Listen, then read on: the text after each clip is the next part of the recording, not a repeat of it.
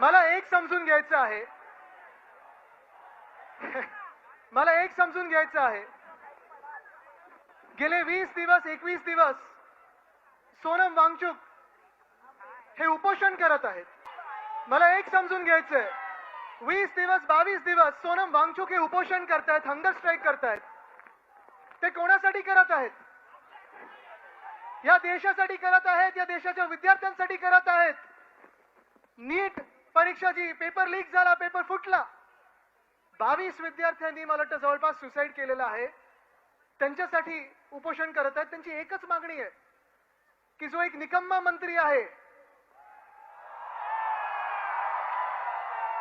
धर्मेंद्र प्रधान यांचा राजीनामा पाहिजे आम्हाला. मला एक समजायचंय, धर्मेंद्र प्रधानना कुठचं सोनं चिकटलेलं आहे की प्रधानमंत्री त्यांना काढू शकत नाहीत.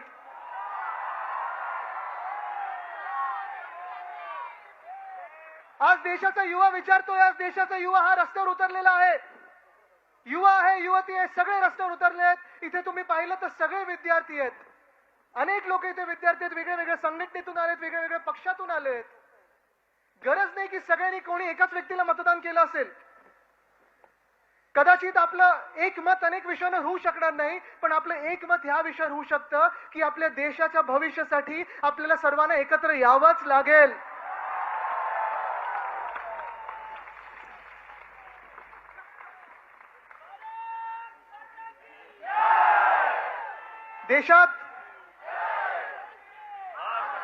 देशात आता सगळे जे युवा उतरलेले आहेत ते धर्मेंद्र प्रधानचा राजीनामा मागत आहेत. देश के युवा बोल रहे हैं कि आज मंत्री प्रधान का इस्तीफा मांग रहे हैं. अगर मंत्री प्रधान थोड़ा उल्टा किया जाए तो क्या होता है? ये भी मांगने में हम कम नहीं रहेंगे.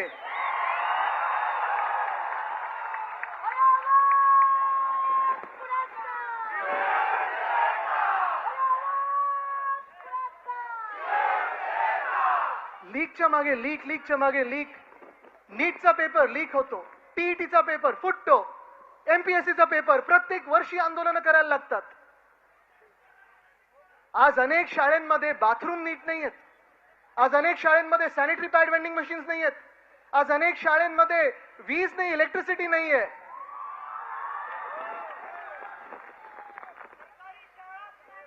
सरकारी शाळा काय, सरकारला शिक्षणाची गरजच वाटत नाही. एक एक मुख्यमंत्री बघा, त्यांच्या मुख्यमंत्र्यांचे एक एक किती कोणी पास केले हे बघा. पण भाजपचा हेच कारभार चाललेला आहे की देशाला अशिक्षित ठेवा, देशाला शिक्षणापासून वंचित ठेवा, अंधभक्त बनवा.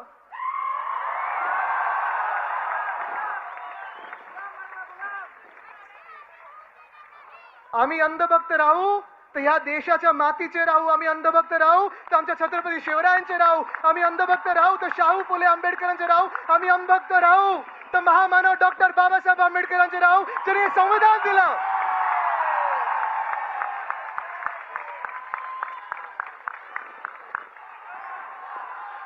पण भाजप समोर वाकणार नाही, झुकणार नाही.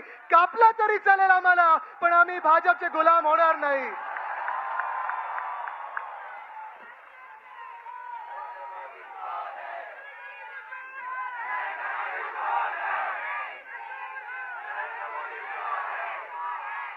दोन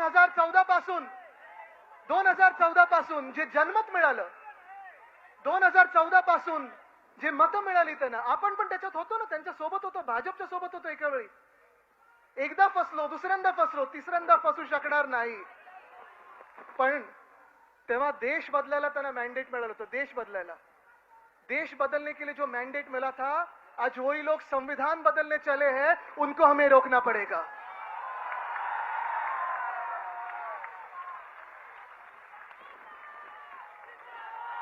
काय विषय चालले देशामध्ये. किती लोकांनी तुम्ही वाचलं असेल, कालच पेपर मध्ये आलेला आहे, इस्रोचे scientist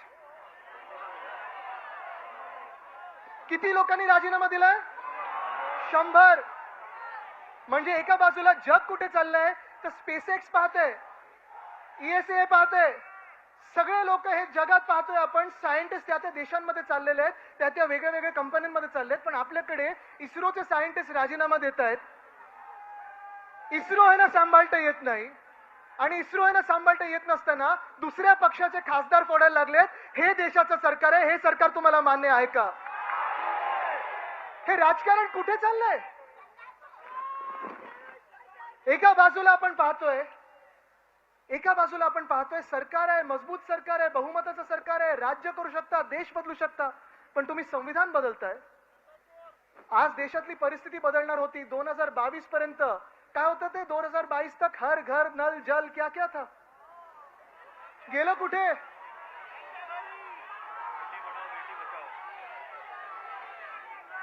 fit India, hit India, skill India, smart city. 2022 पर्यंत प्रत्येकाला घर मिळणार होतं. मिळाले कोणाला? 2014 पर्यंत आम्ही जेव्हा सगळीकडे ऐकायचो, साईबाबांचं नाव घ्यायचो, तेव्हा सबका मालिक एक हे आम्ही साईबाबांबद्दल ऐकायचो. पण भाजपला विचारलं तर बोलतात सबका मालिक अदानी है.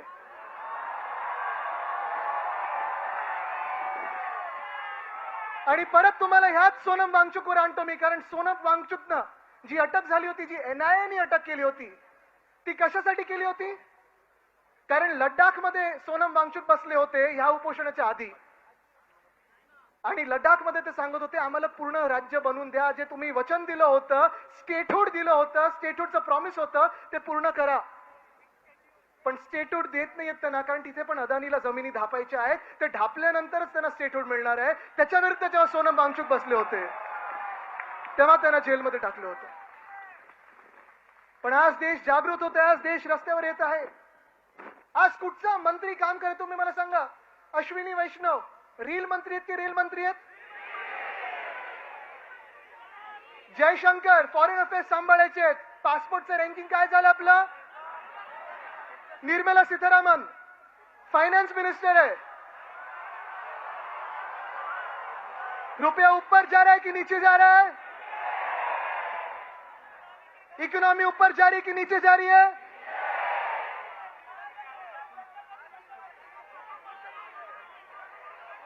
धर्मेंद्र प्रधान तर तुम्हाला माहितीच आहेत. Piyush Goyal commerce minister, free trade agreement US बरोबर झाले की नाही झाले? कोणालाही पाहिजे. अरे हा, इथेनॉल मी विसरलोच.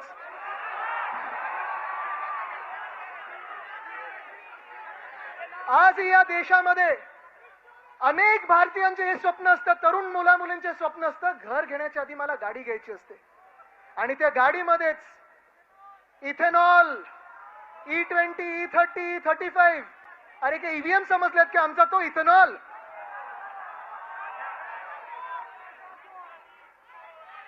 रस्ते बनवता येत नाहीत. मुंबई अहमदाबाद हायवे बघा, मुंबई कोकण हायवे बघा, मुंबई गोवा हायवे बघा, मुंबई नागपूर हायवे बघा, मुंबई नाशिक हायवे बघा. पण सगळं काही बाजूला ठेवून टार्गेट कोण आहे? Missing link. सरकारचं इंटेंट मिसिंग आहे. पण आज हे सगळं चालू असताना आपण एक तरुण मुलगा अभिजित दिपके, आपल्या महाराष्ट्रातला मुलगा, अमेरिकेमध्ये काम करत होता.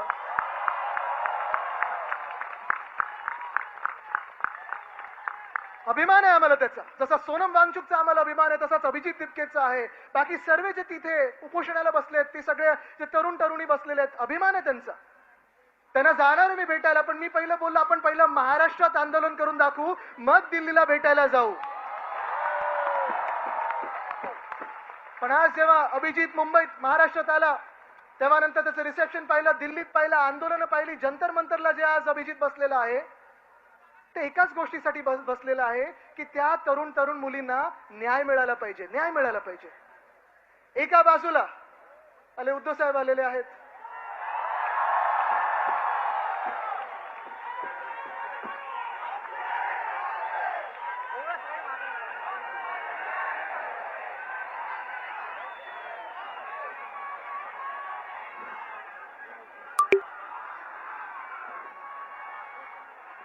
कोण आला रे? कोण आला? कोण आला रे? कोण आला? दे. तर आज मी तेच सांगत होतो की भाजप एका बाजूला जगभरात जी चर्चा चालू आहे, जे आज शिक्षणाबद्दल उपोषणाला बसलेले आहेत, अभिजित दिपके असेल, सोनम वांगचुक असेल, एकच गोष्ट मागत आहे, धर्मेंद्र प्रधान यांनी राजीनामा द्यावा, शिक्षण मंत्री हा चांगला यावा आणि शिक्षण पद्धती ही सगळ्यांसाठी चांगली असावी, हे आपण मागत आहोत. सोपी गोष्ट आहे. पण आज भाजप जे सातत्याने आपल्याला भाजप प्रत्येक गोष्टीमध्ये आपल्याला अडकवत आहे.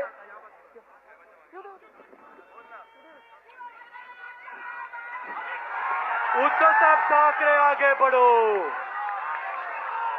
भाजप आपल्याला वेगळ्या वेगळ्या गोष्टी भाजप आपल्याला वेगळ्या वेगळ्या गोष्टींमध्ये अडकवत आहे. धर्मामध्ये अडकवते, जातीमध्ये अडकवते, प्रांतामध्ये अडकवते, भांडणांमध्ये अडकवते. एका बाजूला जग हे आर्टिफिशियल इंटेलिजन्स बद्दल बोलत आहे, एका बाजूला जग हे सायन्स बद्दल बोलत आहे, एका बाजूला जग हे नॉलेज बेस्ड इकॉनॉमी बद्दल बोलत आहे आणि आपण अजून अडकलेलो आहोत. ते आपण डिबेट करत आहोत 50 वर्षापूर्वी, 100 वर्षापूर्वी कोण महान होतं. भाजपकडून चर्चा काय होते? भाजपचं मुख्य आंदोलन काय असतं की पहिले पंतप्रधान हे नेहरू झाले पाहिजे होते, सरदार पटेल झाले पाहिजे होते, मग गांधी बरे होते की सावरकर बरे होते की नेहरू बरे होते. ह्या सगळ्याच डिबेटमध्ये भाजपने आपल्याला अडकवलेलं आहे. भविष्यासाठी आपण भांडत आहोत, भाजप आपल्याला भूतकाळावरनं भांडत ठेवत आहे. तुम्ही ठरवायचं तुम्ही कोणासाठी भांडणार आहात. The BJP is keeping us busy over the past. We want to fight over the future. We want to fight for our future. एक महत्वाचं स्टॅटिस्टिक तुम्हाला देतो, जास्ती मी वेळ घेणार नाही. तुम्ही न्यूजपेपर्स उघडले, वृत्तपत्र उघडली, तर प्रत्येक दिवशी बातमी असते की किती लोकांना रिट्रेंचमेंट होते, किती लोकांना जॉब्स वरनं काढलं जातंय. कधी ओरेकल मधून, कधी दुसऱ्या कुठच्या कंपनीमधून, कधी कॉल सेंटर मधून, कधी कुठच्याही कंपनीमधून 20,000 लोक काढले गेले, 30,000 लोक, कधी 16,000 लोक, कधी 10 लोक हे काढले जाण्याची बातमी येत आहे.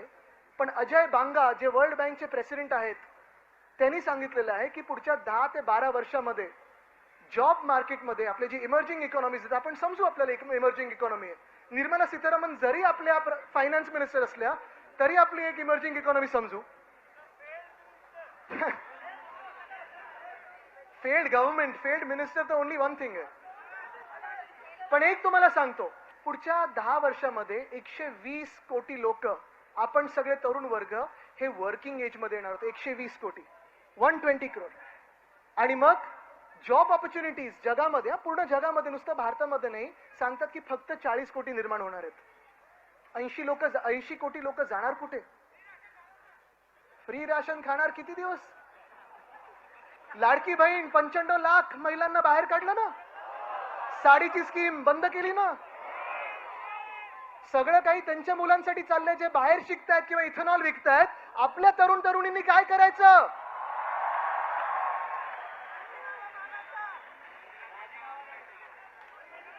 आणि म्हणून आज मी तुम्हाला सांगत आहे की आज जी चीड व्यक्त झालेली आहे, आज जे आपण जागृत झालेलो आहोत, आता शांत बसायचं नाही.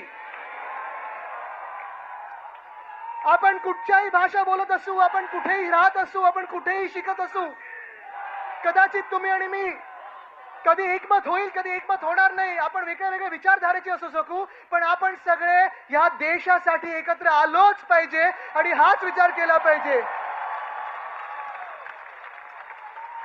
की जी देशद्रोही पक्ष आहेत, भाजपसारखे या देशाला संपवणारे पक्ष आहेत, त्यांना बाहेर काढणं गरजेचं आहे. एका बाजूला गरिबाला लुटतायत, एका बाजूला जीएसटी लादतायत, राम मंदिर लुटतायत, उज्जैन लुटतायत, पंढरपूर लुटायला निघालेले आहेत, विद्यार्थ्यांना लुटत आहेत, इथेनॉलच्या माध्यमातून लुटत आहेत. सगळं काही लूट चालू आहे. तुम्ही ही लूट थांबवणार की नाही, आज मी तुम्हाला प्रश्न विचारत आहे. कदाचित भाजपला वाटतं अजून इलेक्शन 3 वर्षावर आहेत. वोट चोर, आम्ही अनेक गोष्टी बोलतोय, वोट चोर, गद्दी चोर, चंदा चोर, गद्दी चोर. पण आज मी तुम्हाला परत एकदा सांगतो, या देशात एकच नारा लागला पाहिजे कि मंत्री प्रधान अब आपका इस्तीफा, अगला कौन? उल्टा करो, प्रधानमंत्री. धन्यवाद. जय हिंद, जय महाराष्ट्र, वंदे मातरम, जय संविधान.